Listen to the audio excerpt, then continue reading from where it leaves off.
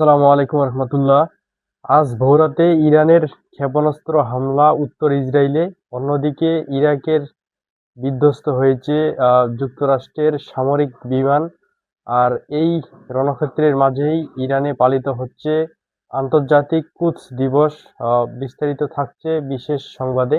আজ ভোররাতে ইরানের হামলায় কেঁপে উঠে উত্তর ইসরায়েল। ইরানের ছোড়া ক্ষেপণাস্ত্রে সরাসরি আঘাত এনেছে ইসরায়েলের সার্জির এলাকায়। ইসরায়েলি গণমাধ্যমের বরাত দিয়ে আল জাজিরা জানিয়েছে, এই হামলায় 50 জনেরও বেশি মানুষ আহত হয়েছে এবং বেশ কিছু ভবন ক্ষতিগ্রস্ত হয়েছে। তবে এখন পর্যন্ত কোনো মানুষ নিহত হওয়ার খবর পাওয়া যায়নি। অন্যদিকে ইসরায়েলি বাহিনী পাল্টা হামলা চালিয়েছে ইরানে। গত 24 ঘন্টায় তারা পশ্চিম ও মধ্য ইরানে 200টিরও বেশি লক্ষ্যবস্তুতে ভয়াবহ বিমান হামলা চালিয়েছে। আর আরেকটি খবর হচ্ছে, ইরাকে যুক্তরাষ্ট্রের একটি বিশাল আকার KC-135 রিফুয়েলিং সামরিক বিমান বিধ্বস্ত হয়েছে। বৃহস্পতিবার 12 মার্চ মার্কিন সেন্ট্রাল কমান্ড অর্থাৎ সেন্টকম এক সংক্ষিপ্ত বিবৃতিতে এই তথ্য নিশ্চিত করেছেন। সেন্টকম জানিয়েছে, ইরানের বিরুদ্ধে ইসরায়েলের সঙ্গে যৌথ সামরিক অভিযান, যা অপারেশন এপিক ফিউরি নামে পরিচিত, সেটি চলাকালীন ইরাকের পশ্চিমাঞ্চলে এই দুর্ঘটনা ঘটে। বিবৃতিতে বলা হয়, এই মিশনে 2টি বিমান যুক্ত ছিল, এর মধ্যে একটি বিধ্বস্ত হয়েছে, দ্বিতীয়টি নিরাপদে অবতরণ করেছে।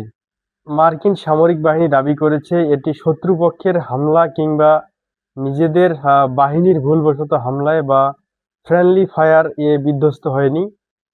তবে বিমানে থাকা ক্রু সদস্যদের এখন পর্যন্ত যেটা তথ্য জানা গেছে, 6 জন নিহত হয়েছে। আপনাদের জানিয়ে রাখি, এই বিমান দুর্ঘটনার আগে পেন্টাগনের মুখপাত্র শন পারেল নিশ্চিত করেছিলেন যে চলমান অভিযানে তাদের 7 জন সদস্য নিহত এবং সব মিলিয়ে আরও 140 জন আহত হয়েছেন, যাদের মধ্যে 8 জনের অবস্থা গুরুতর। গত 28শে ফেব্রুয়ারি ইরানের হামলার পর থেকে এটি মার্কিন সামরিক বাহিনীর জন্য সর্বশেষ বড় ধাক্কা বলে মনে করেন বিশ্লেষকরা। ইরানের ইসলামিক রেভলিউশনারি গার্ড অর্থাৎ IRGCর নৌবাহিনী দাবি করেছে, তাদের ব্যালিস্টিক ক্ষেপণাস্ত্র মার্কিন বৃহৎ বিমান রণতরী USS আব্রাহাম লিঙ্কনে আঘাত করেছে। তাদের ভাষ্য অনুযায়ী, আঘাতের পর রণতরীটি অকার্যকর হয়ে পড়েছে এবং উপসাগর এলাকা ছেড়ে পিছু হটতে বাধ্য হয়েছে।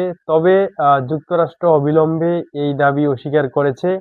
ওয়াশিংটন বলেছে, রণতরীটি এখনও সচল রয়েছে এবং অপারেশন এপিক ফিউরি-তে সমর্থন অব্যাহত রেখেছে।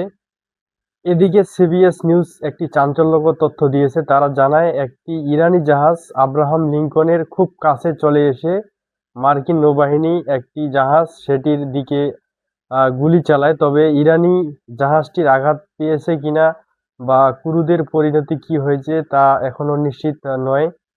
এই যুদ্ধের পরিস্থিতির মধ্যে ইরানের বিশাল সমাবেশ পালিত হয়, আন্তর্জাতিক কুদস দিবস।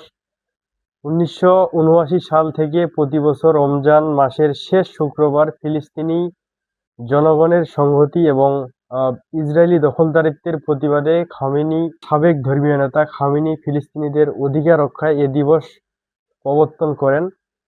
আজ ইরানের তেহরান, হামেদান, কেরামশাহ, ইস্পাহানের ইসরায়েল বিরোধী বিশাল মিছিল বের হয়।